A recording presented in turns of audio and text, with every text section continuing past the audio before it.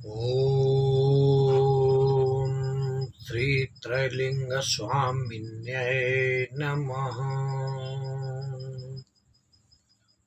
ओम सचल महादेवाय नमः। ओम सहस्रारे कर्णिकारे रक्तपद्मे स्थितिं गुरुं दिव्यजं द्विपदं द्विनेत्रं श्वेतसूर्यो सम्प्रभम्।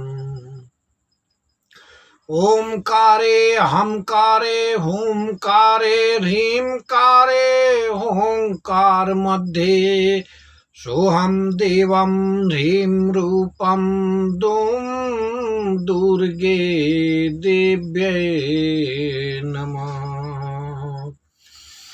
ओम श्री गुरु सूर्य स्वरूपम हंस सोहंसं ज्योतिर्मयम् ओम महाविद्या श्री गुरुदेवं नमामितम्। ओम विद्युदां संप्रदां रघुपति स्कंद स्थितां भीषणां कन्या भी करवाल खेट पिलसिद्धिष्टाभिराम सेवितां हस्त चक्र गदा केट विशिखांस चापम गुणम तर्जनी बिभ्राणां मल्लात्मिकां शशिधरा दुर्गा त्रिनेत्रा भजी। प्रिय साधकों, आज का विषय है कुंडलनी से सहस्त्रार तक की यात्रा। अब हमारे शरीर की रचना प्रभु ने बनाया है। हमारा शरीर एक तंत्र है जिसे कहते हैं साधक।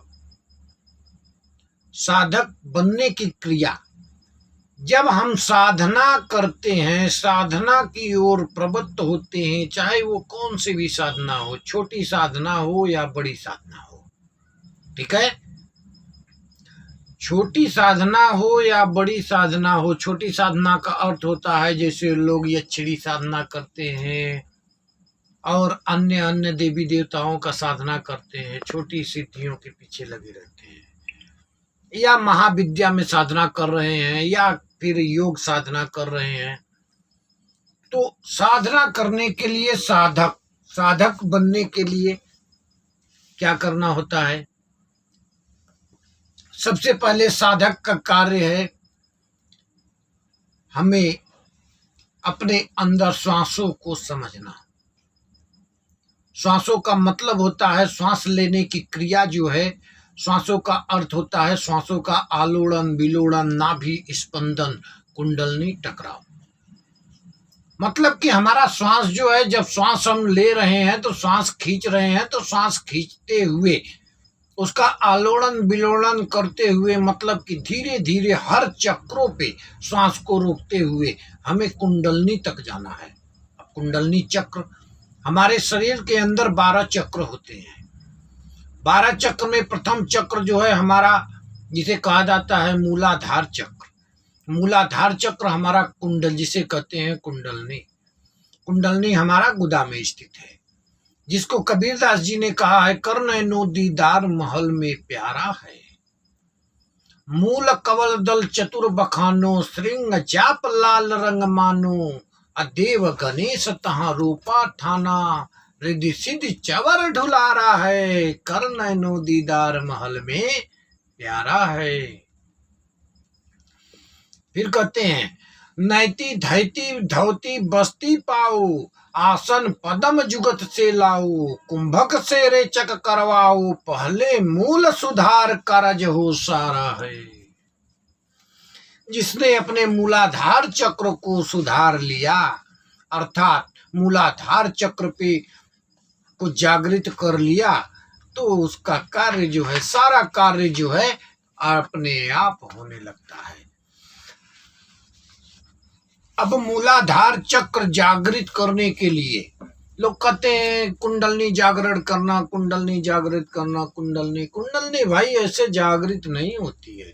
योगियों का आसन होता है। जो योगी सबसे पहले कुंडलनी जागृत करते थे तो वो क्रिया करते थे। क्या करते थे? नयति धावती बस्ती। नैति का अर्थ होता है कि गुदा मार्ग से जो है पानी को खींच के जो है, या फिर वो पानी को प्रेशर से निकालते थे योगी लोग, तो उनका पेट जो है एकदम सफा हो जाता था, मल रहित हो जाता है। उसके बाद फिर क्या करते हैं? नैति। नैति के बाद धौती। धौती का अर्थ होता है कि लिंग से पानी खींचते हैं, खींच के और फिर प्रेशर मार के जो है पेशाब नली को, एकदम पेशाब की थैली को सफा कर देते थे। उसके बाद फिर नैति धौती बस्ती। बस्ती का अर्थ है कि 4 इंच लंबा कपड़ा लेकर मुंह में पूरा कपड़ा डाल देते थे, पेट तक कपड़ा चला जाता था, फिर उसको खींचते थे तो पूरा जो है अलगम बलगम जो कुछ भी बना हुआ है एकदम सफा हो जाता था। जब जब सारी इतनी क्रिया करने के बाद में जब पूरा अंदर की सफाई हो जाती थी, तब वो योग प्राणायाम शुरू करते थे। प्राणायाम शुरू करते थे तो उनकी सांस जो है सीधा जाके कुंडलनी पे अटैक करती थी। और जब कुंडलनी पे जाके सांस जब कुंडलनी पे सांस जाके अटैक करती थी, तब उनका कुंडलनी की चारों पंखुड़ी पूर्ण रूप से जागृत होती थी। जब तक हमारी पूर्ण रूप से कुंडलनी जागृत नहीं होती है, तब तक हम शक्ति का आभास नहीं कर सकते हैं। वैसे तो बहुत लोग हैं, बहुत से लोग हैं कहते हैं हमारी कुंडलनी जागरण हो गई है, दूसरों को भी बताते रहते हैं, लेकिन कैसे जागरण हो गई है भाई? कुंडलनी का अर्थ जानते हैं? जब कुंडलनी का चारों पंखुड़ी, जिसकी कुंडलनी जागृत हो जाएगी, उसका 3 फुट ऊंचा हवा में आसन लग जाता है। जब भी वो साधना में बैठेंगे वो 3 फुट हवा में उठ जाएंगे। कुंडलनी में इतनी पावर होता है। जिसकी कुंडलनी शक्ति जागृत हो चुकी है, अगर चलती हुई ट्रेन को आदेश दे दे कि वहीं रुक जाओ, तो ट्रेन 1 इंच आगे नहीं बढ़ सकती है। जब तक वो आदेश नहीं देगा तब तक वो ट्रेन नहीं चल सकती है। कुंडलनी की इतनी बड़ी पावर होती है। लेकिन जब हम शब्द योग का अभ्यास करते हैं, गुरु द्वारा बताया हुआ मार्ग से जब हम शब्द योग का अभ्यास करते हैं, तो हमें कुंडलनी की चारों पंखुड़ी जागृत करने की आवश्यकता नहीं होती है। हमें मात्र 2 ही पंखुड़ी जागृत करने से हमारा कार्य हो जाता है। इसलिए जब हम सांस लेने की तरीका जब हम सीखते हैं, सांसों का आलोड़न विलोड़न का अर्थ होता है जब हम प्राणायाम करते हैं 4 8 16 4 8 16 और 16 32 64 4 8 16 का जब प्राणायाम हम सिद्ध कर लेते हैं तो हमारी कुंडलनी की शक्ति 2 पंखुड़ी जागृत हो जाती है। और जब 16 32 64 का प्राणायाम हम सिद्ध कर लेते हैं तो सीधा जो है हम शून्य अवस्था में पहुंच जाते हैं। ये हमारा प्राणायाम होता है। लेकिन इसके लिए हम इस वीडियो में तो हम क्रिया करके बता नहीं सकते, क्योंकि ये सामने बताना पड़ता है भाई, क्योंकि इसमें खतरा भी होता है। अगर सही क्रिया नहीं किए तो फिर अंग भंग होने की भी स्थिति आ जाती है। अब हमारा सांसों का आलोड़न विलोड़न, नाभि स्पंदन, कुंडलनी टकराव, मतलब कि नाभि बराबर स्पंदित करना चाहिए, नाभि का स्पंदन होना चाहिए। और सांस जो है नाभि में लाके लिंग मूल से फिर नीचे गुदा में दबाना पड़ता है। इसके लिए वेद ध्वनि के द्वारा भी संभव है, संगीत योग सीखने से भी संभव है। हम सांस को कुंडलनी तक लेके जा सकते हैं और जाती है। अब उसके लिए क्या करना है? अब साधक तो सब लोग कहते हैं, कोई भी कहता हम साधक है, पता चला उनके सांस कुंडलनी तक जा ही नहीं रही है। किसी भी मंत्र का जाप करोगे उससे मंत्र की ऊर्जा निकलती है। जब हमारी श्वास कुंडलनी तक नहीं पहुंचेगी तो बताइए ऊर्जा को हम कहाँ स्थापित करें? जिस मंत्र का जाप करते हैं, हम नाम का जप करते हैं, नाम जप करते हैं, लेकिन हमारी सांस कुंडलनी तक जाती ही नहीं है, कैसे आपके अंदर ऊर्जा आएगी? ऐसा संभव नहीं। इसलिए जब तक हम क्रिया नहीं करते हैं, हमारे अंदर क्रिया नहीं होने लगती है, जब तक हम अभ्यास नहीं कर लेते हैं, कुंडलनी तक सांस नहीं पहुंचेगी, तब तक हमारा कुंडलनी का एक भी पंखुड़ी जागृत नहीं होगा। और जीवन भर हम कुछ भी करते रहेंगे, मंत्र का जप का, नाम जप का कोई लाभ हमें नहीं मिलता। क्योंकि उसकी ऊर्जा तो निकलती है, ऊर्जा निकलती है मुख से, वो आपका ऊर्जा बाहर चली जाएगी। साधक बनने के लिए सबसे पहले तो प्राणायाम, जो हमने प्राणायाम बताया वो प्राणायाम करना है और आपको अभ्यास करना है। अभ्यास करने के कम से कम 1.25 घंटा, 10 मिनट 15 मिनट से शुरू करना है। रीढ़ की हड्डी एकदम, गर्दन और रीढ़ की हड्डी एकदम सीधा।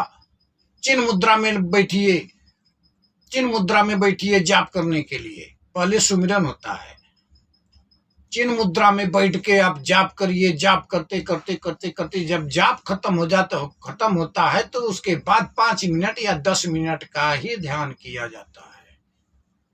ज्यादा ध्यान करने से ध्यान में जड़ता होता है, डायरेक्ट ध्यान नहीं किया जा सकता है, क्योंकि हमें नीचे से चलना है। कुंडलनी शक्ति जब इतनी क्रियाएं हमारे अंदर होने लगेगी तो फिर हमारी कुंडलनी शक्ति जागृत हो जाती है। वो भी 2 पंखुड़ी, दो पंखुड़ी जब जागृत हो जाती है तो कुंडलनी हिलोर मारने लगती है, आलोड़न विलोड़न कुंडलनी करने लगती है।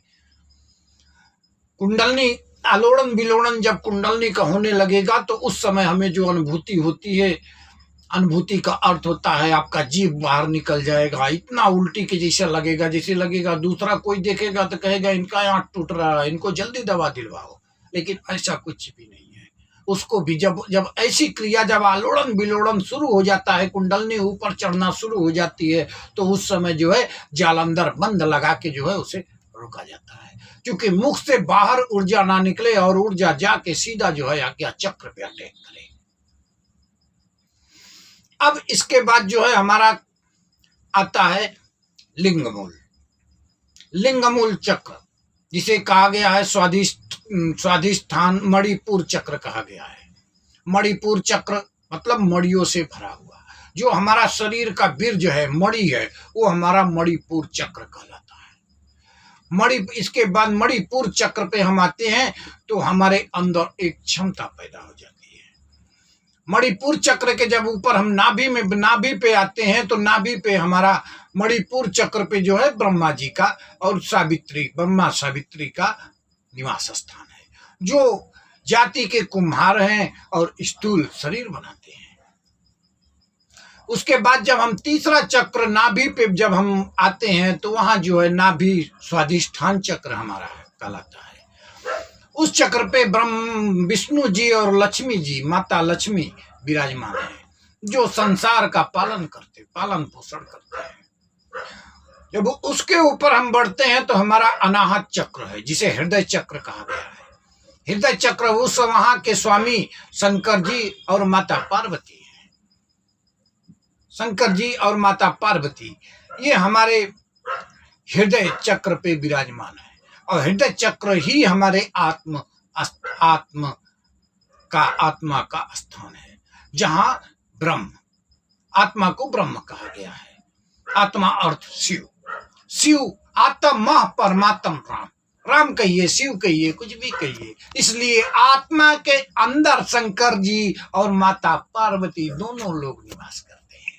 जो हम ब्रह्मांड में जाएंगे तो वो पार ब्रह्म है, और पिंड में आते हैं तो जो रूप लिए हैं, जिस रूप से संसार को चलायमान रखे हैं, इस शरीर को चलायमान रखे हैं, वो हमारे इष्ट शंकर जी और पार्वती माता है।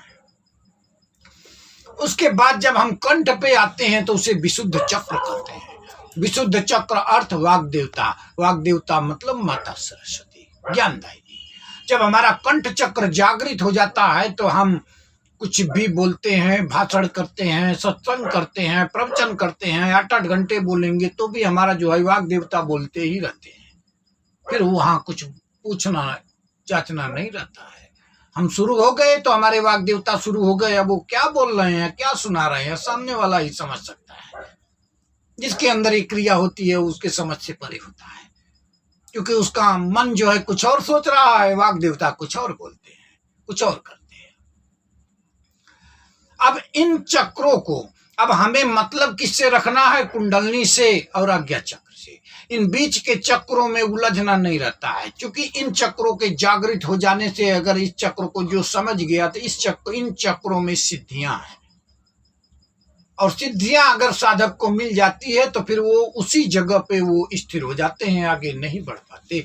इसलिए महागुरुओं ने भगवत प्राप्ति के लिए इन चक्रों को दबा रखा है। इन चक्रों का वर्णन ही नहीं करते हैं, इन चक्रों की सिद्धियों के विषय में साधक को बताते ही नहीं है कि यहाँ क्या करने से सिद्धियां जो है जागृत हो जाएगी, इसको इसलिए जो है इन चक्रों का वर्णन नहीं करते हैं।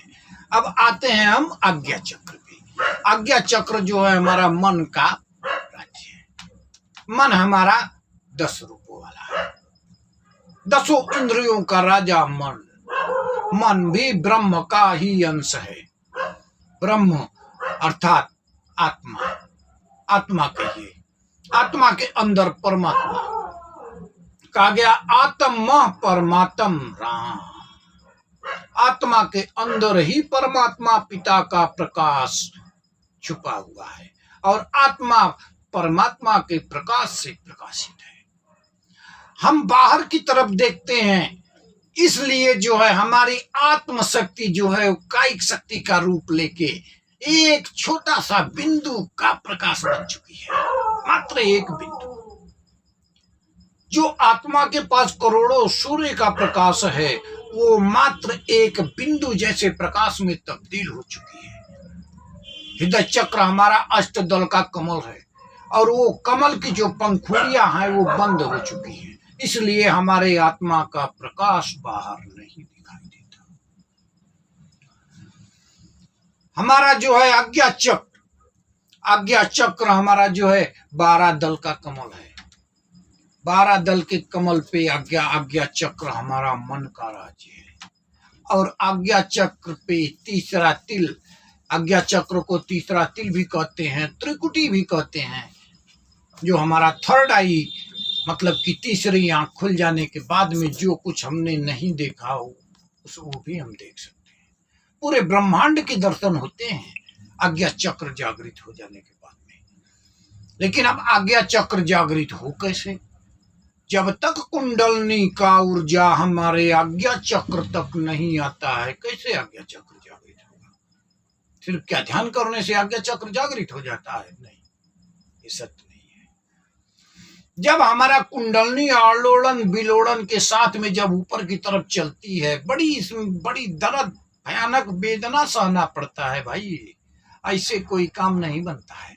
जिन साधकों के अंदर जागृति, जिन साधकों की क्रियाएं शुरू हो चुकी है, वही बता सकते हैं कि कितनी दर्द झेलनी पड़ती है। कुंडलनी जहां जाके आपका रुकेगी वहीं लगेगा कि शरीर के अंदर कील ठोक दिया है। और जब कुंडलनी शक्ति जब घूमते हुए कहा गया है कि सर्वश्रुति शिरोरत्न विराजिते पदाम्बुजम वेदांताम्बुजम सूर्याय तस्मै श्री गुरुवे नमः। सर्वश्रुति शिरोरत्न, पूरे ब्रह्मांड का रत्न, विराजिते पदाम्बुजम, अब वेदांताम्बुजम सूर्याय तस्मै श्री गुरुवे नमः।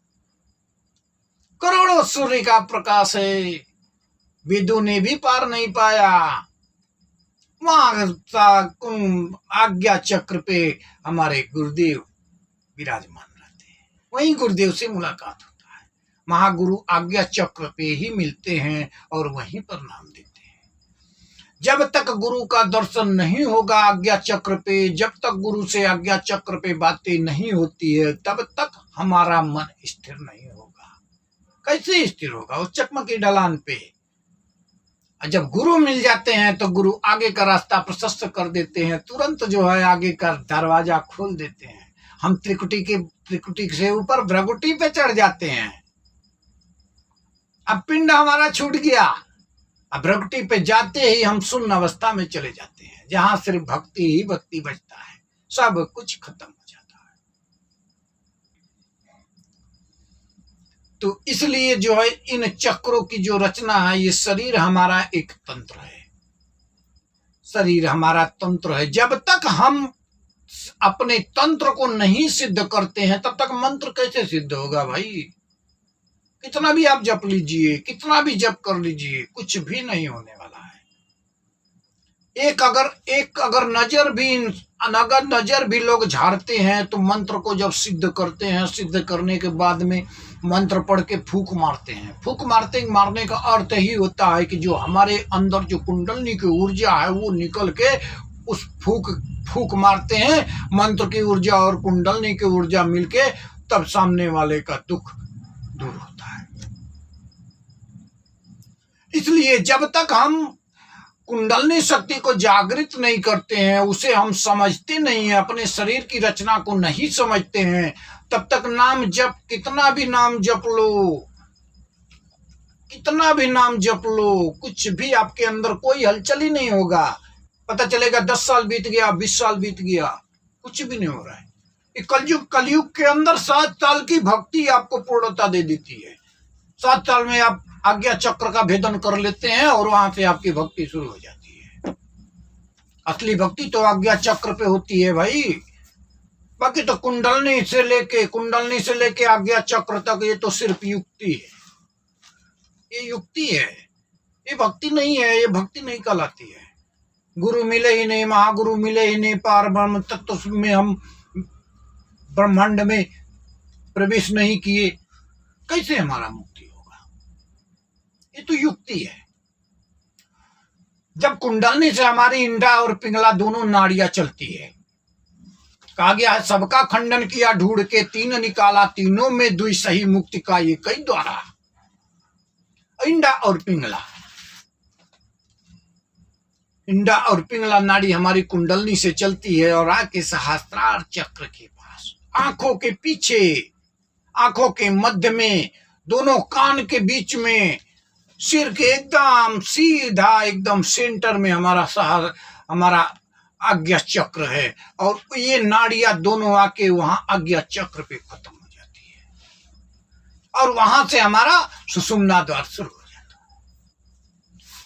इसीलिए कहा गया है कि सबका खंडन किया ढूंढ के, 3 निकाला, तीनों में दुई सही, मुक्ति का एक ही द्वारा। सबका खंडन कर दिया हमने, सारे चक्रों को छोड़ दिया, ढूंढ के 3 निकाला। 3 कौन कौन से निकाले? एक कुंडलनी को पकड़ लिया, एक आज्ञा चक्र को पकड़ लिया और उसके बाद सहस्त्रार को पकड़ लिया। ये तीनों चक्र हमारे काम के हैं। तीनों में दुई सही, मुक्ति का एक ही द्वारा। अब तीनों में दो सही है। कुंडलनी चक्र पिंड में है, वो नीचे रह जाएगा, आज्ञा चक्र और सहस्त्रार चक्र। और इसके बाद जब हम गुरु की तरफ देखते हैं, ये 3 सब इस वाक्य का 3-4 अर्थ निकलते हैं।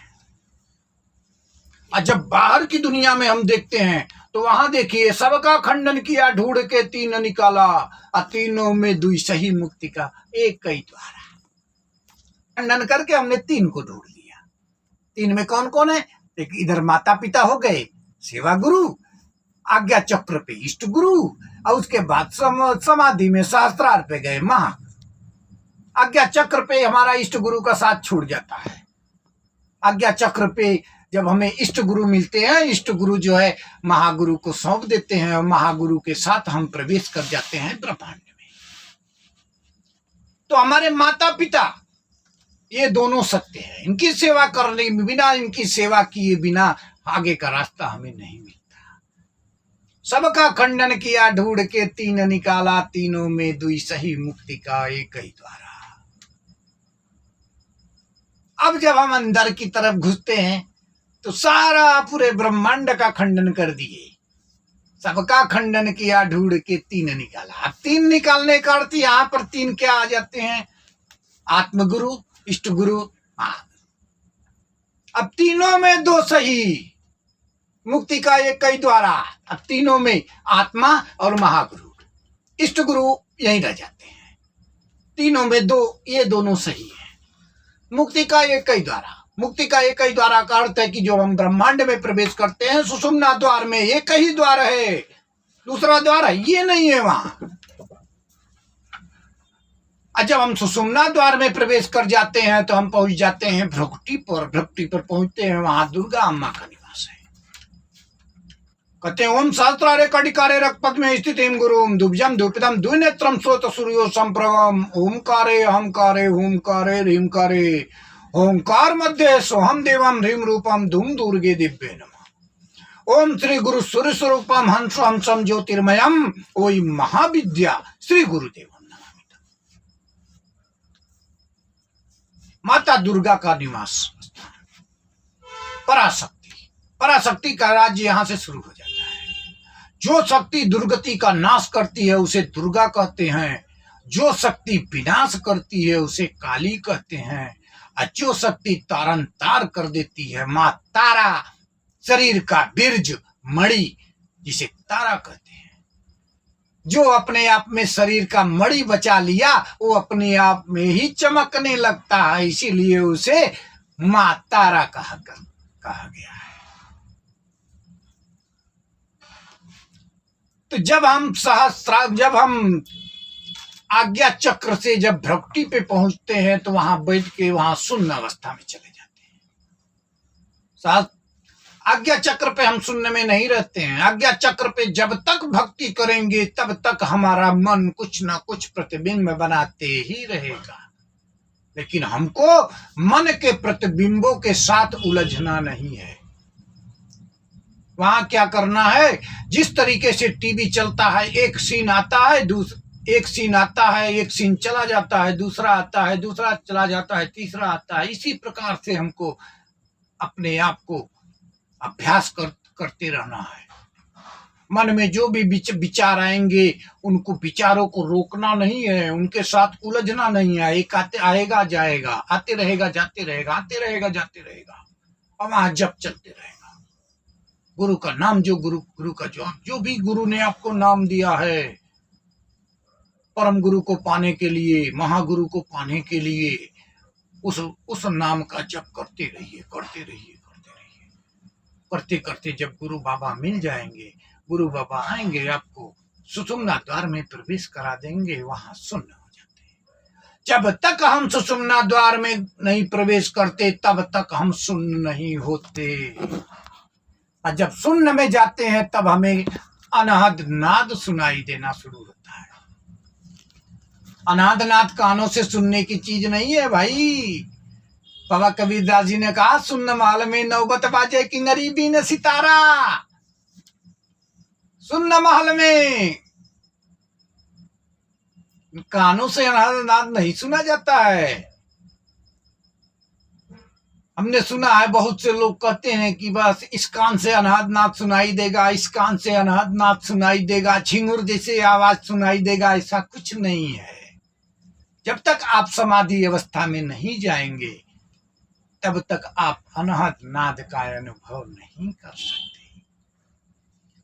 इसलिए कहा गया है कि ओम चैतन्यम शाश्वतम शांतम व्योमातीतम निरंजनम बिंदु नाद कलातीतम तस्मै श्री गुरुवे नमः। बिंदु बिंदु आज्ञा चक्र पे बिंदु उभरता है। बिंदु उभरने का अर्थ होता है, अब तो हम तो अनुभव तो बता नहीं सकते, बिंदु को बताया तो जाता नहीं है। बिंदु तो बताने की चीज है, पर बताया नहीं जाता है। बताते हैं उसी साधक को, जो साधक जिसकी जागृति हो जाती है। साधक जब पूछता है कि हमारे साथ ऐसा अनुभव हो रहा है, हमें ऐसा दिख रहा है, तो उसके आगे का मार्ग बताया जाता है। जब बिंदु जागरण होता है तो उसी बिंदु को जब हम धीरे धीरे धीरे धीरे धीरे धीरे ध्यान के जरिए समेटते हैं। ध्यान का अर्थ होता है बिंदु को समेटना। ध्यान का अर्थ ये नहीं होता है कि बस आंख बंद करके बैठ गए हम ध्यान कर रहे हैं। अरे किस चीज का ध्यान करोगे भाई, किस चीज का ध्यान करोगे? कोई कहता है हम अपने गुरु का ध्यान करते हैं, अपने गुरु के स्वरूप का ध्यान करते हैं। कोई कहता है हम देवता का ध्यान करते हैं, कोई मूर्ति का ध्यान करते हैं, जो सामने से झलक आ जाती है। वो तो सब चित्र विप्लव होता है। जो हमारा मन जो कुछ भी बनाता है, प्रतिबिंब वही हमें दिखाई देता है। ऐसा नहीं होता है। जो बिंदु का अर्थ होता है ज्योत। काली तारा दुर्गा ओम ज्योति ज्योति ज्योति, मात्र ज्योति है। आज्ञा चक्र पे भी हमें ज्योत मिलता है, भक्ति पे भी हमें ज्योत मिलता है। उसके आगे जब हम सहस्रार में जाते हैं तो समाधि अवस्था एकदम निर्विकार अवस्था, सुनने के बाद समाधि लग जाती है। समाधि का अर्थ होता है कि आप अगर 10 साल भी बैठना चाहे तो एक जगह बैठ सकते हैं, उसमें कोई दिक्कत नहीं है। समाधि पे बैठ के ही भक्ति होता है, समाधि के पार जाने के लिए। अब सहस्रार हमारा 8वां चक्र हो जाता है, हमें उसके बाद 4 चक्र पार करने होते हैं। 4 चक्र वो ब्रह्मांड के, उसका कोई अनुभव उसे कोई बता नहीं सकता, क्योंकि वो शब्दों में आता ही नहीं है। वो एक मात्र अनुभव है, मात्र अनुभव है। स्वामी विवेकानंद जी ने बाबा रामकृष्ण परमहंस से एक बार आग्रह किया कि गुरुदेव हमें भी समाधि का दीक्षा दे दीजिए। अब बाबा बड़े भावुक होके बोलते हैं, तू समाधि की बात करता है, तू समाधि के पार चला जा, तेरे अंदर वो काबिलियत है। बाबा ने समाधि का दीक्षा दे के बाबा को समाधि के पार पहुंचा दिए। कहां पहुंचा दिए? सतलोक में पहुंचा दिए। समाधि तक तो साधकों का ही राज्य होता है। समाधि में जाएंगे जो बड़े बड़े साधक हैं, बड़े बड़े योगी हैं, सभी लोग समाधि में बैठ के तपस्या कर रहे हैं। कहां जाने के लिए? सतलोक में जाने के लिए। अब ऊपर के जो 4 चक्र हैं उनका कोई वर्णन हो, शब्दों में बखान कर ही नहीं सकते। बोलने में कुछ आएगा ही नहीं, वहां शब्द ही नहीं है। उसी को कबीरदास जी ने लिखा है, बिन करताल पखा वज बाजे, बिन रसना गुण गावे, अगावन हार के रूपन रेखा, सतगुरु मिलाए बतावे, अवधु सो जोगी गुरु मेरा। जल की बूंद गिरे जल ही में, नहीं मीठा नहीं खारा, वेद कतेब पार नहीं पावे, कहन सुनन से न्यारा, साधु ऐसा देश हमारा। कि जल की बूंद जल में ही गिरेगी, ना तो मीठा ना खारा। वेद कतेब पार नहीं पावे, वेद कतेब का वहां कोई मतलब ही नहीं है। कहन सुनन से न्यारा, कहने सुनने में भी नहीं आता, चाह के भी कोई उसका वर्णन नहीं कर सकता, क्योंकि सिर्फ एक अनुभव ही बचा रह जाता है। वो अनुभव करने के 4 चक्र अनुभव करने की चीज होती है। योगियों ने सहस्रार तक का रास्ता तो वर्ण शब्दों में वर्णन कर दिया है, लेकिन उसके आगे का नहीं होता। तो समाधि अवस्था जो है, सहस्रार चक्र पे बैठ के भक्ति होता है। योगी सहस्रार पे जब चले जाते हैं, समाधि लगा के जो है, हजारों साल पहले तपस्या करते थे। आज भी 5-5 हजार साल, 10-10 हजार साल से जो है हिमालय सिद्धाश्रम में बड़े बड़े योगी महात्मा अभी भी अपने साधना में रत है। सहस्रार पे बैठ के और प्रभु का गुणगान करते रहते हैं, उनको उन्हीं में आनंद आता है। ऐसा आनंद ये संसार में कहाँ मिलेगा। और जो समाधि के पार गया, वो उसकी अवस्था ऐसी हो जाती है कि उसे बच्चे से भी, 1 साल का बच्चा समझ लीजिए, ऐसी अवस्था आ जाती है। उसे कपड़े का भी ज्ञान नहीं रहता, उसे अपने शरीर का भान नहीं रहता, क्योंकि वो हर समय एक मस्ती में मस्त रहते हैं। क्योंकि उनका पिंड और ब्रह्मांड दोनों एक हो जाता है। वो पिंड में रहे या ब्रह्मांड में रहे, वो सतलोक में ही रहते हैं। उनका शरीर, पूरा सारा शरीर ही सतलोक हो जाता है। वो निर्विकार महात्मा हो जाते हैं। ऐसे गुरुओं की खोज करनी चाहिए। जब तक ऐसे गुरु, ऐसे महापुरुष नहीं मिलेंगे, तब तक हमारा कल्याण नहीं होता, हमें मोक्ष गति की प्राप्ति नहीं होती, कभी नहीं। ऐसे महापुरुषों को गुरु बनाना चाहिए। जब तक महागुरु ना मिले, तब तक अपने इष्ट गुरु की ही सेवा करते रहिए और लगन से करिए। इष्ट गुरु के सेवा से ही आपका आज्ञा चक्र जागृत हो जाता है। आज्ञा चक्र जागृत होने के बाद में जब हम बैठ के तपस्या करते हैं, तो हमारा शरीर धीरे धीरे हमारी आत्मा, हमारी रूह ऊपर चढ़ना शुरू हो जाती है। धीरे धीरे जब पूरे शरीर की रूह खाली करके जब हम आ जाते हैं आज्ञा चक्र पर, तब आगे हमें सुषुम्ना द्वार में प्रवेश मिलता है। सुषुम्ना द्वार में सिर्फ आत्मा ही जाती है, आत्मा ही जाती है। अब साधक को क्या करना चाहिए? साधक को साधना करिए। साधना करने के नियम, साधना, जो साधक साधना करना चाहते हैं, जो साधना में रत हैं, वो पहले सावधान हो जाएं। भोजन शाम तक जितना 6 बजे तक भोजन जितना भी खाना है उतना खा लीजिए। 6 बजे के बाद आपको भोजन नहीं करना है। साधक का सुबह का भोजन 6 बजे होता है, दोपहर का भोजन 12 बजे, शाम का भोजन 5 बजे। अगर आवश्यकता है तो लीजिए, नहीं तो 2 ही समय भोजन करिए। क्योंकि जब आप सुबह ब्रह्म मुहूर्त में 3:30 से 4 बजे जब आप साधना में बैठते हैं, उस समय पूरा पेट खाली होना चाहिए।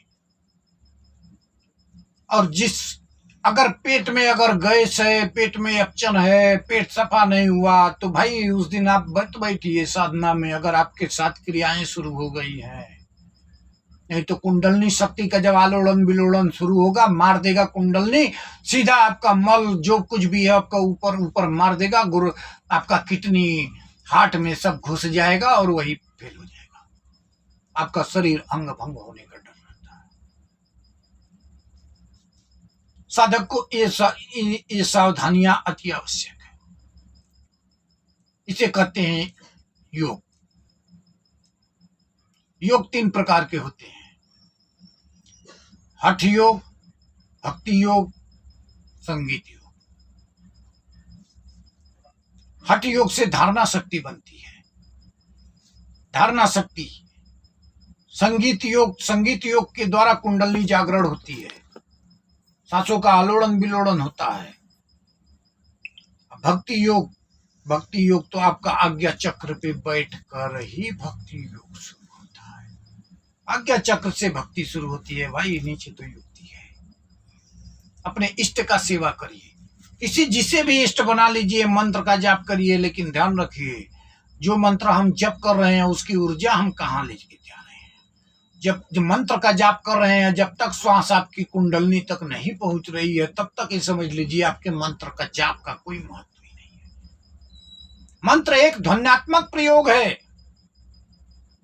किसी भी प्रकार से मंत्र जपने से कोई लाभ नहीं होता है। जब तक बीन का सुर नहीं निकलेगा तब तक सांप नाचेगा नहीं, सांप डस लेगा। इसलिए कहा गया है कि मंत्र एक ध्वन्यात्मक प्रयोग है। और वो प्रयोग कैसा है? सांसों का आलोड़न विलोड़न, नाभि स्पंदन, कुंडलनी टकराव के साथ में, जो हमारी अंदर तत्व की माला है।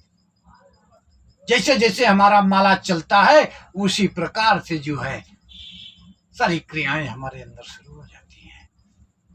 नाम जप करने से, साधना करने से, ये बहुत सालों का काम नहीं है, मात्र 21 दिन का काम है। 21 दिन की आप साधना में बैठते हैं, आपको सारा अनुभव हो जाते हैं पिंड के नीचे से ऊपर तक। अगर जिसकी भक्ति अगर तीव्र है, भक्ति लगन है, जिसका इष्ट के साथ अपनी निष्ठा बना हुआ है, जो इष्ट से प्रेम करता है, इष्ट के याद में आंसू गिराता है। मीरा माता ने कहा, जब जब सूरत लगे वह घर को पल पल नैनन पानी, सूरत सहले आसमानी। जब रूह आपका ऊपर चढ़ना शुरू हो जाएगी तो आंखों से झरना बहने लगता है। जब वो झरना, जब प्रेम का आंसू अपने इष्ट के लिए गिराएंगे तो 1 सेकंड के लिए भी वो नहीं रह सकते। आपके पास भागे भागे दौड़े दौड़े चले आएंगे। ऐसा इष्ट के साथ प्रीति होना चाहिए। प्रेम ईश्वर होता है। बिना प्रेम के, जब आपके अंदर प्रेम नहीं तो भक्ति किस काम की? कोई भक्ति नहीं है। अगरबत्ती जलाना, पूजा करना, इसको कोई भक्ति नहीं करते भाई। जिंदगी भर करते रहिए, अपने मन में खुश रहिए। हम पूजा करते हैं, हम 1 घंटा करते हैं, हम 2 घंटा करते हैं, पता चला खूब मंत्र का जाप किया, कुछ नहीं मिल रहा है। फिर बाद में क्या कहते हैं? हमारे इष्ट में पावर ही नहीं है। भगवान को ही गाली देने लगते हैं। उनके साथ कुछ अनहोनी हो जाएगा, भगवान को ही गाली देने लगेंगे। क्या कर रहे थे? मतलब कि भगवान ने आपका ठेका ले रखा है। आप बुरे बुरे कर्म करिए, आप अपने खेत में कांटा बो दीजिए, और भगवान ने ठेका ले रखा है उसको सफा करने का। गलत कर्म खुद करिए, भगवान से कहिए भगवान माफ कर दो। जब दुख आता है तो भगवान माफ कर, भगवान ने ही कानून बनाया है, वही आपके पास दुख भेजते हैं। जैसा आपका कर्म वैसा आपको मिलता है। इसलिए भाई कुंडलनी जागरण करने की, जो कुंडलनी कहते हैं कि हमारी कुंडलनी जागरण हो गई, हम कुंडलनी जागृत, आज कलयुग में संभव नहीं। जो बड़े बड़े योगी लोग थे वो लोग कुंडलनी जागरण करते थे, चूंकि उनको सिद्धि चाहिए थी। कुंडलनी जागरण करके वायुगमन की सिद्धि करते थे, कृत्या सिद्धि करते थे, बड़ी बड़ी ब्रह्मांड की जो भी सिद्धियां हैं, 10 महाविद्या सिद्ध करते थे, उसके द्वारा वो कुछ भी करते थे। हनुमान जी अष्ट सिद्धि नवनिधि उनके पास था, लघुमा गरिमा, छोटा रूप बना लेना, बड़ा रूप बना लेना, उड़ जाना, ये सब सारी सिद्धियां थी। तो जो योगी सिद्धि करते हैं उनके लिए चारों पंखुड़ी जागृत करना अति आवश्यक है। लेकिन भगवत प्राप्ति के लिए कुंडलनी को चारों पंखुड़ी की हमें आवश्यकता नहीं है। सिर्फ आलोड़न बिलोड़न से ही कार्य हमारा हो जाता है। कुंडलनी ऊपर की तरफ जब चढ़ने लगती है, जाके हमारा जो है अटैक करती है, कहाँ? आज्ञा चक्र पे। और जब कुंडलनी और आज्ञा चक्र का जब कनेक्शन जब मिल जाता है, दोनों की ऊर्जा जब आपस में मिलने लगती है, तो बीच के जितने भी हमारे चक्र हैं, मणिपुर, स्वाधिष्ठान, अनाहत, विशुद्ध, ये सारे चक्र आप ऑटोमेटिक जागृत हो जाते हैं, सारे चक्र कार्य करने लगते हैं। और जिसकी कुंडलनी जागरण हो गई, जिसका आज्ञा चक्र और कुंडलनी का समावेश हो जाता है, दोनों की ऊर्जा जब मिलने लगती है, तो उस शरीर में कोई रोग नहीं रहता। बड़ा से बड़ा रोग भी आएगा, उसे महीना 2 महीना में वो अपने आप जल के राख हो जाएगा, छोटी मोटी औषधि लेने से। इसका प्रमाण है बाबा रामकृष्ण परमहंस जी को, महागुरु हमारे बाबा को कैंसर हो गया, ब्लड कैंसर। उस जमाने में जहाँ कोई हॉस्पिटल नहीं, उस समय कोई ऐसे ट्रीटमेंट की सुविधा नहीं थी। वैद्य जी ने एक जड़ी बूटी ला के दिया, बोला इस जड़ी का सेवन करो और 3 महीने रोटी मत खाना, 3 महीने भोजन मत लेना, सिर्फ पानी पी के रहो और आपका ब्लड कैंसर ठीक हो जाएगा। बाबा ने वही किया। यहाँ हम लोग तो 3 दिन नहीं रह पाते हैं बिना भोजन के, मर जाएंगे। बाबा 3 महीना रह गए। कैसे रह गए? कुंडलनी की ऊर्जा से। और कुंडलनी की ऊर्जा जो है ब्लड कैंसर जैसे बड़ी महामारी को भी जला के खत्म कर दिया। तो इसीलिए कहते हैं कि गुरु का सेवक को रोग न व्यापे, गुरु का सेवक दह दिस जापे। जो वास्तव में महागुरु का सेवक बन चुका है, जो महागुरु का सेवक बन गया, उसके शरीर के अंदर रोग नहीं रहता, क्योंकि वो दिन पर दिन अपने मन को निर्मल करते हुए, अपने मन को निर्मल करते हुए और आत्म जागृति करते हुए महागुरु की सेवा और भक्ति में लगा रहता है। उसके शरीर के अंदर रोगों का क्या जा स्थान है। तो साधकों के लिए साधक बनने का इस क्रिया को योग विद्या के द्वारा ही संभव है। इस शरीर की रचना, शरीर हमारा तंत्र है। जब तक हम सिद्ध नहीं होते तब तक कोई भी मंत्र हम सिद्ध नहीं कर सकते। हाँ, भूत प्रेत की सिद्धियां कर सकते हैं। लोग जाते हैं, कोई भूत, कोई चिड़ैल, कोई ब्रह्मदैत्य, कोई कुछ, जो भोग पे चलती हैं, ये सब कोई सिद्धि नहीं होती है। ये सब भोग पे चलने वाले आत्माएं हैं, सब प्रेत आत्माएं। उसको भोग दे देंगे, वो खुश हो जाएगी, उसके साथ में लग जाएगी। और जो भोग देता है, जो उन्हें लाता है, उन्हें खुद नहीं पता है कि हम क्या कर रहे हैं, वो अपना ही घर जला लेता है। उसके लिए पलटू दास जी ने कहा है, जो पूजत है भूत प्रेत है जी, फिर हो वह भूत है जी। भूत जोनि भर मत फिरे, उनका वही अकूत है जी। गुबरैला फूल पर ना बैठे, जा बैठे गुहमूत पे जी। अब पलटू दास रीति नहीं छोड़ी, जहां बाप गया तहां पूत है जी। तो भाई नाम जप में बहुत बड़ा पावर है, लेकिन नाम जप करने की क्रिया होती है। बिना क्रिया किए नाम का कोई महत्व नहीं होता है।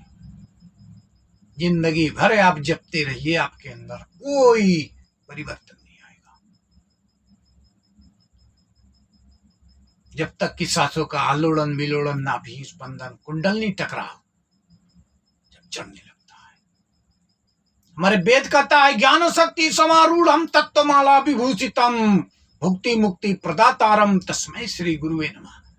हमारे गुरुदेव श्री कहते हैं, लोग कहते हैं हम बड़े बड़े ज्ञानी हैं, खूब सत्संग सुनाते हैं दूसरों को, सत्संग सुनाएंगे, गीता का पाठ बताएंगे, रामायण बताएंगे, वेद कतेब से कंठस्थ कर लेंगे, पूरा गीता कंठस्थ कर लेंगे। क्या कहेंगे?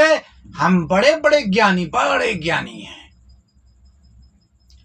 तो जब आप ज्ञान आपके पास आ गया तो शक्ति आपकी कहां है? शक्ति का अर्थ क्या होता है? वेद हमारा कहता है ज्ञान शक्ति समारूढ़म, मतलब इंडा और पिंगला दोनों नाड़ियां एक साथ चलती है, ज्ञान और शक्ति। इंडा ज्ञान है और पिंगला जो है शक्ति है। दोनों नाड़ियां ज्ञान और शक्ति है, और दोनों एक दूसरे से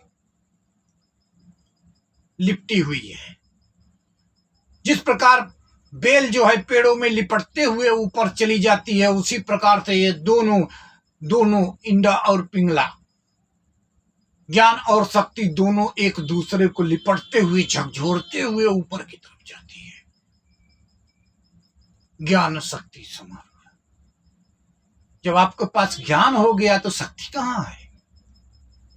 शक्ति का अर्थ क्या होता है? खुद जगे तो दूसरों को भी जगाओ। किसी के ऊपर प्रेत बाधा है, उसको दूर कर दो। क्यों नहीं संभव है? हमारे गुरु बाबा कहते हैं प्रेत है उसको भगा दो, हटा दो। तो क्या कहेंगे? हम कोई तांत्रिक नहीं है। अरे भाई, तांत्रिक तो हम ही हैं। जब आप योगी बन गए, आपके अंदर ज्ञान पैदा हो गया। ज्ञान किसे कहते हैं? ये वेद और शास्त्रों का अध्ययन करना, ये ज्ञान कहलाता है। ये तो अगर एक 8वीं में पढ़ने वाले बच्चे को अगर रटा देंगे तो वो भी पूरा कंठस्थ कर लेगा। इसका अर्थ क्या? उसके पास ज्ञान आ गया और शक्ति आ गया। अगर ज्ञान है आपके पास, तो शक्ति कहाँ है? शक्ति का उपयोग किस लिए किया जाता है? परमार्थ के लिए, दूसरों की भलाई के लिए। ये हमारे महागुरुओं ने करके सिद्ध करके दिखाया है। मुर्दे को जिंदा किया है, बड़े बड़े रोगों का हनन किया है, सभी लोगों को सुख पहुंचाया है। बाबा कबीरदास जी ने कहा, वृक्ष कबहु नहीं फल भकै, नदी न संचय नीर, परमारथ के कारणे साधुन धरा शरीर। अरे भाई, परमारथ के लिए साधु शरीर पकड़ता है, तप करता है, शक्ति इकट्ठा करता है। हम तप कर रहे हैं, शक्ति हमारा पता ही नहीं, हम ज्ञानी बन गए। 10 अज्ञानी बुला के उनको ज्ञान बता रहे हैं, उनको खूब सुना के मस्त किए हैं। चलिए, तो हमारे गुरुदेव स्वामी कहते हैं कि ऐसे नहीं होता है भाई। ज्ञान शक्ति समारूढ़म तत्वमाला विभूषितम भुक्ति मुक्ति प्रदातारम तस्मै श्री गुरुवे नमः। आपके पास ज्ञान भी होगा, शक्ति भी होगा, भुक्ति भी होगा, और मन लास्ट समय में मुक्ति भी होगा। कहां से होगा? गुरु प्राप्ति से। जब हम महागुरु को प्राप्त कर लेते हैं। महागुरु का अर्थ होता है, जब तक हम आज्ञा चक्र पे नहीं बैठ के भक्ति करते हैं, गुरु प्रसन्न नहीं होते हैं। जिस्म का गुरु जिस्म होता है, आत्मा का गुरु परमात्मा होता है। जो नर से बना नारायण, जो हमें रास्ता देते हैं, मार्ग दिखलाते हैं, पिंड से लाके हमें जो है ब्रह्मांड के छोर पे लाके बिठाते हैं, वहां बैठ के कहते हैं बेटा भक्ति करो, माता दुर्गा प्रसन्न होंगी, तुम्हें रास्ता, तुम्हारे दुर्गति का नाश हो जाएगा। दुर्गति का नाश होना अर्थ पाप जल जाना। जन्म जन्म का पाप यह भस्म करे पल माही, दुर्गा पाठ से सुख मिले इसमें संशय नहीं। जब हम त्रिकुटी पे बैठ के माता दुर्गा का आराधना करते हैं, ज्योत स्वरूपा का आराधना करते हैं, मात्र ज्योत ज्योत ज्योत,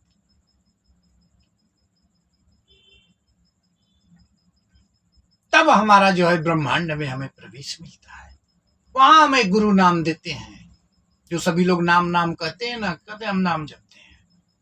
अरे भाई, नाम नहीं जब उसे नाम नहीं कहते हैं। कबीरदास जी ने कहा, अजर अमर एक नाम है, सुमिरन में जो आवे, बिन मुखड़ा से जप करो ना ही जीभ डुलाओ।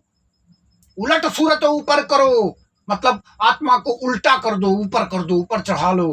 उलट सूरत ऊपर करो, नैनन दर्शाओ, आंखों के पीछे उसे स्थापित करो। नैनन दर्शाओ, जाओ हंस पश्चिम दिशा खिड़की खुलवाओ। जाओ हंस, हे आत्मा, भक्ति करके पश्चिम दिशा में जो सुषुम्ना नाड़ी है, सुषुम्ना नाड़ी का जो खिड़की है उसे खुलवाओ। जाओ हंस पश्चिम दिशा खिड़की खुलवाओ।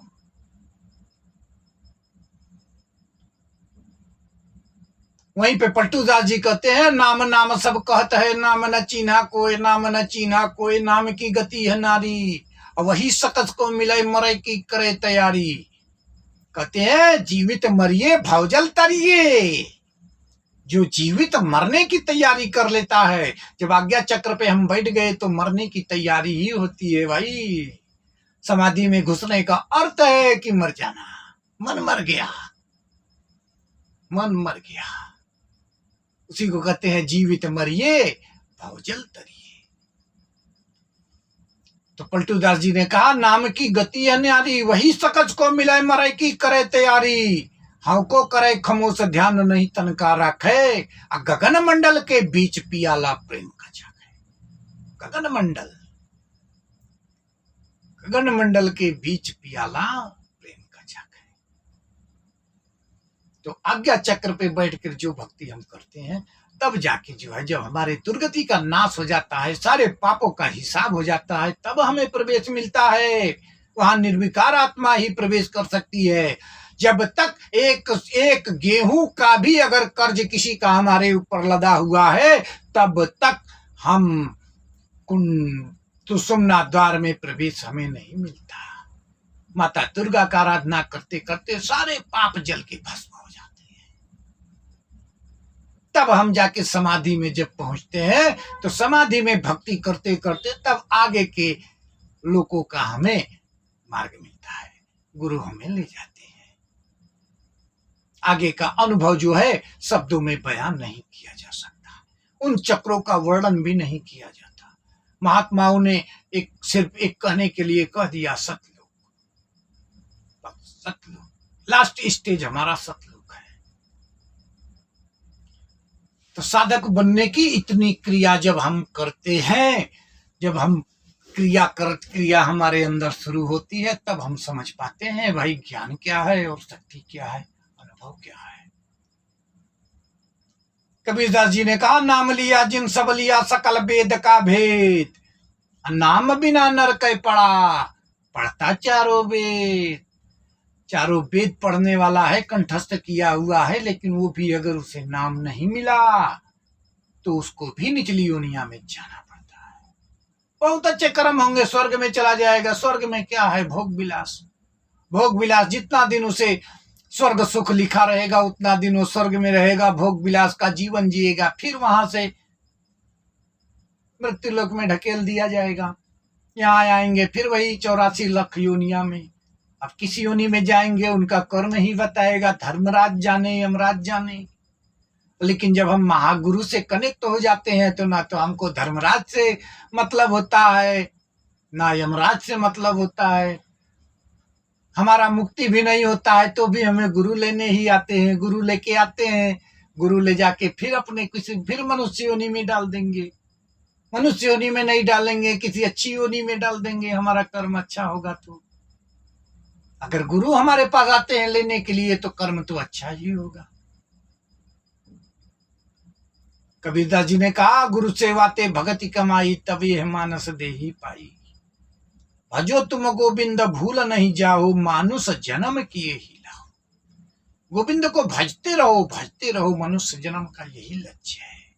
अगर गुरु गुरु करते करते अगर 10 जन्म भी अगर निकल जाए ना, तो भी भाई घाटे का सौदा नहीं होता।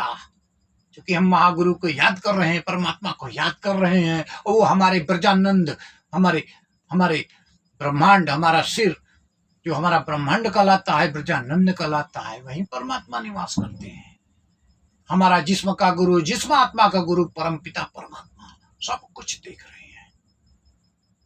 जब ऐसे गुरु की हमें प्राप्ति हो जाती है, तब मोक्ष गति को हम जाते हैं। साधक बनना पहले तो बहुत कठिन कार्य है, लेकिन बाद में बहुत सरल हो जाता है। क्योंकि अभ्यास हो जाने के बाद में फिर आपको भूख का भी स्थान नहीं रह जाता, प्यास का स्थान नहीं रह जाता, दुख का कोई जगह नहीं रह जाता। शरीर के अंदर इतनी ऊर्जा रहती है कि आप भोजन नहीं भी करेंगे तो भी अपने ऊर्जा से ही कट चलते ही रहेंगे। कभी तुम्हें थकान नहीं होगा, कभी आलस्य नहीं आता। ये हमारे कुंडलनी ऊर्जा का पावर है। जब हम योग में घुस जाते हैं तो ब्रह्मचर्य अति आवश्यक है भाई। चाहे हम संसारी रहे, चाहे सन्यासी, बिना ब्रह्मचर्य के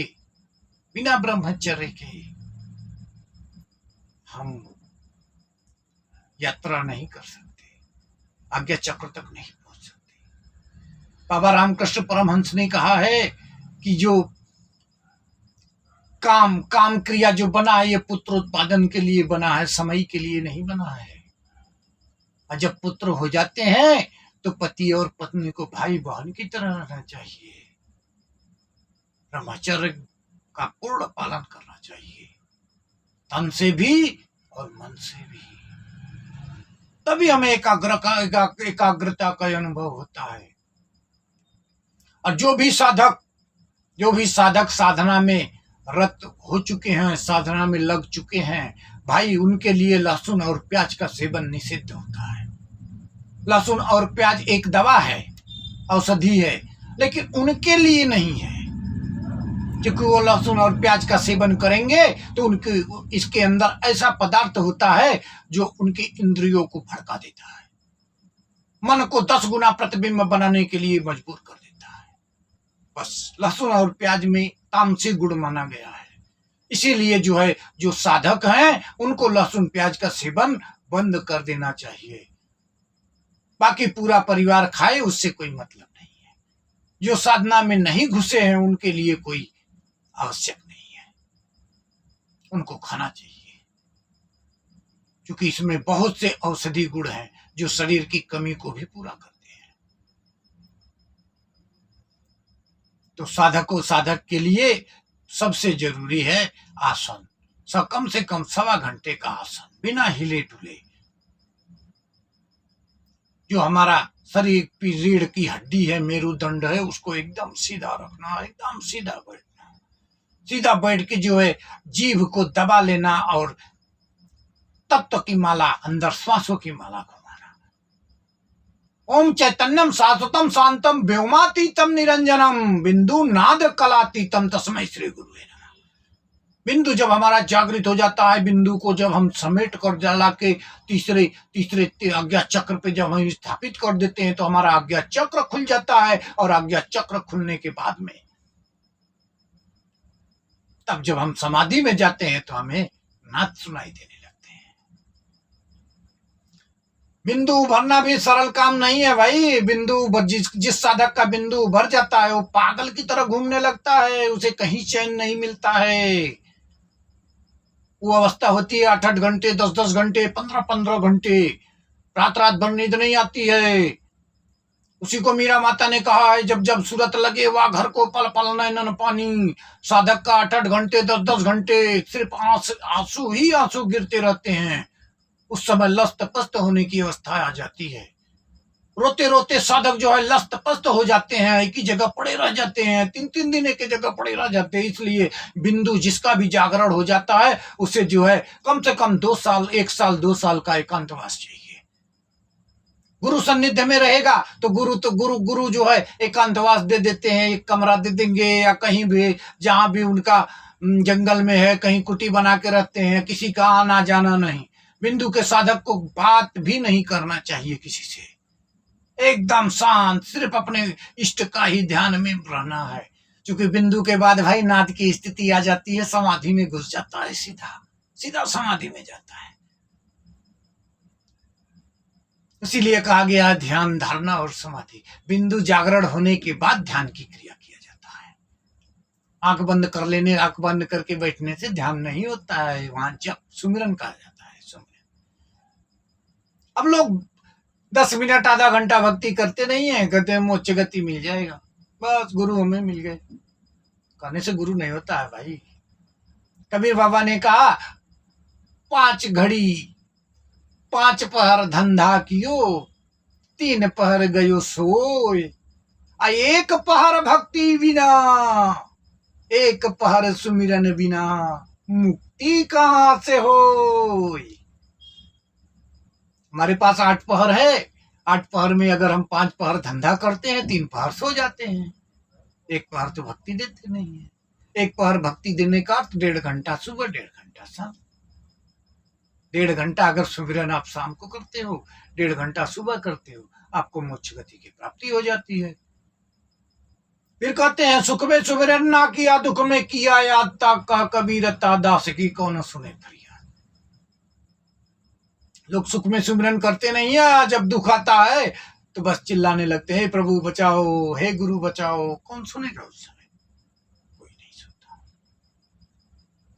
तो हमारा शरीर जो है तंत्र है, हमारा शरीर जो है केचुली है, सांप की केचुली है। एक दिन आत्मा जो है इसे उतार के फेंक देगा और ये जाके श्मशान में जला दिया जाएगा। यही हमारे जीवन का सत्य है। हम जो बोल रहे हैं पूर्ण ब्रह्म है, ये शरीर हमारा नाशवान है। साधक बनने के लिए इतनी क्रियाएं जब आपके अंदर शुरू होगी, जब सच्चा मार्गदर्शक मिलेगा तब ये सब क्रियाएं शुरू होती है, और तब आपको अनुभव होने लगते हैं। अब वेद और शास्त्र पढ़ने से सिर्फ आपको कंठस्थ होगा, दूसरे को आप खुश कर सकते हैं मात्र, लेकिन उनका दुख नहीं हर सकते। जब आपके पास ज्ञान और शक्ति दोनों हो जाएगा तो दूसरों का भी दुख आप हर लेंगे। अब यहीं पर हम अपनी वीडियो समाप्त करते हैं। हर हर महादेव, सचल विश्वनाथ, जय मां काली।